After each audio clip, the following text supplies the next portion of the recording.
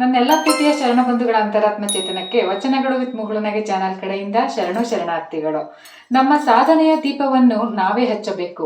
ಕಟ್ಟಿಗೆ ಸುಟ್ಟಾಗ ಬೂದಿಯಾಗುತ್ತದೆ, ಆದರೆ ಇಟ್ಟಿಗೆ ಸುಟ್ಟಾಗ ಗಟ್ಟಿಯಾಗುತ್ತದೆ. ಆದ್ದರಿಂದ ನಾವು ನಮ್ಮ ಕಷ್ಟಗಳನ್ನು ಎದುರಿಸಿ ಮುನ್ನುಗ್ಗಿದಾಗ ಮಾತ್ರ ಜೀವನದಲ್ಲಿ ಸುಟ್ಟ ಇಟ್ಟಿಗೆಯಂತೆ ಗಟ್ಟಿಯಾಗುತ್ತೇವೆ. ಆದ್ದರಿಂದ ನಮ್ಮ ಶರಣರ ಹಿತ ವಚನಗಳನ್ನು ಪ್ರತಿದಿನ ಕೇಳುವುದರಿಂದ ನಮಗೆ ಆತ್ಮಸ್ಥೈರ್ಯ ಹೆಚ್ಚಾಗುತ್ತದೆ. ಮತ್ತೆ ಕಷ್ಟಗಳನ್ನು ಎದುರಿಸಿ ಬಾಳುವಂತಹ ಆ ಶಕ್ತಿ ಆ ವಚನಗಳಲ್ಲಿ ಅಡಗಿದೆ. ಇಂದಿನ ವಚನವನ್ನು ಶುರು ಮಾಡೋಣ ಬನ್ನಿ. ಏನು ಬಂದಿರಿ ಉದುಳವಿದ್ದಿರಿ ಎಂದೆಡೆ ನಿಮ್ಮ ಐಸಿರಿ ಆರಿ ಹೋಗುವುದೇ, ಕುಳ್ಳಿರೆಂದರೆ ನಿಮ್ಮ ನೆಲ ಕುಳಿ ಹೋಗುವುದೇ, ಕೊಡಲಿಲ್ಲದಿದ್ದಡೊಂದು ಗುಣಲಿಲ್ಲವಿದ್ದೆಡೆ ಮೂಗ ಕೊಯ್ಯುವ ಮಾಭನೆ ಕುಡಲ ಸಂಗಮ ದೇವಯ್ಯ. ಈ ವಚನದ ಅರ್ಥ ಹೀಗಿದೆ. ಏನು ಬಂದಿರಿ ಉದುಳವಿದ್ದಿರಿ ಎಂದೆಡೆ ನಿಮ್ಮ ಐಸಿರಿ ಆರಿ ಹೋಗುವುದೇ. ಈ ವಚನದ ಅರ್ಥ, ಏನ್ರಿ ಬಂದ್ರಿ, ಆರಾಮಿದ್ದೀರಾ, ಮತ್ತೇನು ಸಮಾಚಾರ, ಮನೆ ಕಡೆ ಎಲ್ಲರೂ ಹೇಗಿದ್ದಾರೆ ಎಂದು ಕೇಳಿ ವಿಚಾರಿಸಿದರೇನು ನಿಮ್ಮ ಮನೆಯ ಐಶ್ವರ್ಯ ಸಂಪತ್ತು ಆರಿ ಹೋಗುವುದೇ. ಬಂದವರಿಗೆ ಕುಳಿತುಕೊಳ್ಳಿ ಎಂದು ಉಪಚರಿಸಿದರೇನು ನಿಮ್ಮ ನೆಲ ತೆಗ್ಗು ಗುಂಡಿ ಬೀಳುವುದೇ. ಒಡನೆ ನುಡಿದರೆ ಸಿರ ಹೊಟ್ಟೆಯೊಡೆಯುವುದೇ. ಕೊಡಲಿಲ್ಲದಿದ್ದೊಡೊಂದು ಗುಣವಿಲ್ಲದಿದ್ದೆಡೆ ಮೂಗ ಕೊಯ್ದ ಮಾಭನೆ ಕೂಡಲ ಸಂಗಮ ದೇವಯ್ಯ. ಶರಣು ಬನ್ನಿ ಕುಳಿತುಕೊಳ್ಳಿ, ಹೇಗಿತ್ತು ಪ್ರಯಾಣ, ಮನೆಯಲ್ಲಿ ಎಲ್ಲರೂ ಸೌಖ್ಯವೇ ಎಂದು ವಿಚಾರಿಸಿದರೇನು ನಿಮ್ಮ ತಲೆ ಒಡೆದು ಹೋಗುತ್ತದೆಯೇ, ಅಥವಾ ನಿಮ್ಮ ಹೊಟ್ಟೆ ಸೀಳಿ ಕರುಳು ಕಿತ್ತು ಬರುತ್ತದೆಯೇ. ಬಂದ ಅತಿಥಿಗಳನ್ನು ಕೂಡಿಸದೆ ಸರಿಯಾಗಿ ಮಾತನಾಡಿಸದೆ ನಿಮ್ಮ ಒಣ ಪ್ರತಿಷ್ಠೆಯನ್ನು ತೋರಿದರೆ ಏನು ಫಲ, ಅದು ವ್ಯರ್ಥ, ಆಟಕ್ಕುಂಟು ಲೆಕ್ಕಕ್ಕಿಲ್ಲ.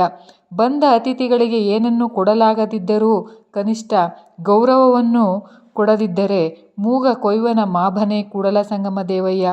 ಸಮಾಜಕ್ಕೆ ನಿನ್ನ ನಿಜ ಮುಖವನ್ನು ತೋರಿಸಿ ಅವಮಾನಿಸದೆ ಬಿಡಲಾರನು ಎಂದು ಭಗವಂತ ಎಚ್ಚರಿಸುತ್ತಾರೆ.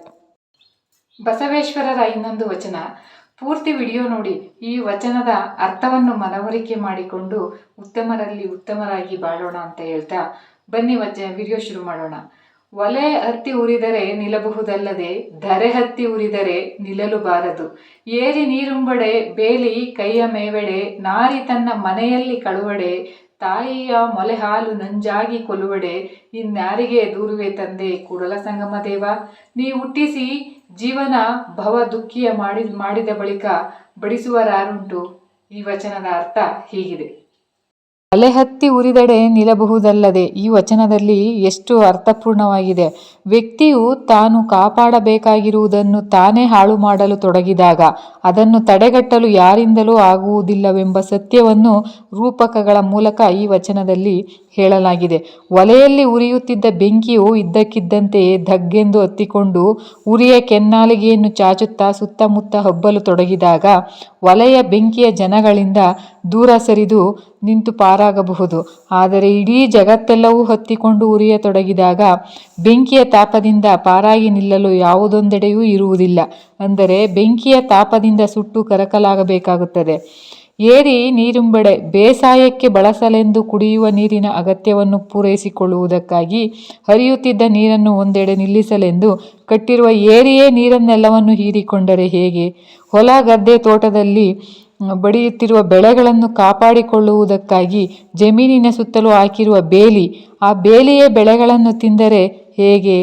ನಾರಿ ತನಗೆ ಸೇರಿದ ಮನೆಯಲ್ಲಿ ಒಡವೆ ವಸ್ತುಗಳನ್ನು ಕಳ್ಳತನ ಮಾಡಲು ತೊಡಗಿದರೆ ಹೇಗೆ.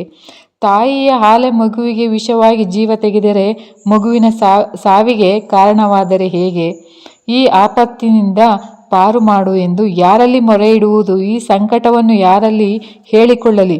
ಇಡೀ ಜಗತ್ತಿಗೆ ಬೆಂಕಿಯು ಹರಡಿಕೊಂಡು ಉರಿಯತೊಡಗಿದಾಗ ಏರಿಯೇ ಕೆರೆಯ ನೀರನ್ನು ಹೀರಿಕೊಳ್ಳುವ, ಬೇಲಿಯೇ ಬೆಳೆಯನ್ನು ಮೇಯುವ, ಮನೆಯೊಡತಿ ತನ್ನ ಮನೆಯ ಒಡವೆ ವಸ್ತುಗಳನ್ನು ಕದಿಯುವ, ಎದೆಯಾಲೆ ಮಗುವಿನ ಸಾವಿಗೆ ಕಾರಣವಾಗುವ, ಸಾಮಾಜಿಕ ಒಕ್ಕೂಟಗಳ ನಡುವೆ ಸಿಲುಕಿ ತೊಡಲಾಡುವ ವ್ಯಕ್ತಿಯು ಮೂಕ ವೇದನೆಯನ್ನು ಈ ವಚನದಲ್ಲಿ ಚಿತ್ರಿಸಿದ್ದಾರೆ. ಜನ ಸಮುದಾಯದ ಬದುಕು 108 ಬಗೆಯ ಸಂಕಟಗಳಿಗೆ ಗುರಿಯಾಗಿ ನರಳತೊಡಗುತ್ತದೆ ಎಂಬ ತಿರುಳಿನಲ್ಲಿ ಈ ನುಡಿಗಳು ಬಳಕೆಯಾಗಿವೆ. ಓದುಗರಿಗೆ ಮತ್ತು ಕೇಳುಗರಿಗೆ ಚೆನ್ನಾಗಿ ಮನದಟ್ಟಾಗುವಂತೆ ತಿಳಿಸಬೇಕೆಂಬ ಉದ್ದೇಶದಿಂದ ಬಸವಣ್ಣನವರು ತಾವು ಹೇಳಬೇಕಾಗಿರುವ ಸಂಗತಿಯನ್ನು ಮತ್ತೊಂದು ಸಂಗತಿಯೊಡನೆ ಜೊತೆಗೂಡಿಸಿ ಬಣ್ಣಿಸಿರುವ ನುಡಿ ರಚನೆಯನ್ನೇ ರೂಪಕ ಎಂದು ಕರೆಯುತ್ತಾರೆ. ಪೂರ್ತಿ ವಿಡಿಯೋ ನೋಡಿದ ನಿಮಗೆಲ್ಲರಿಗೂ ತುಂಬು ಹೃದಯದ ಧನ್ಯವಾದಗಳು.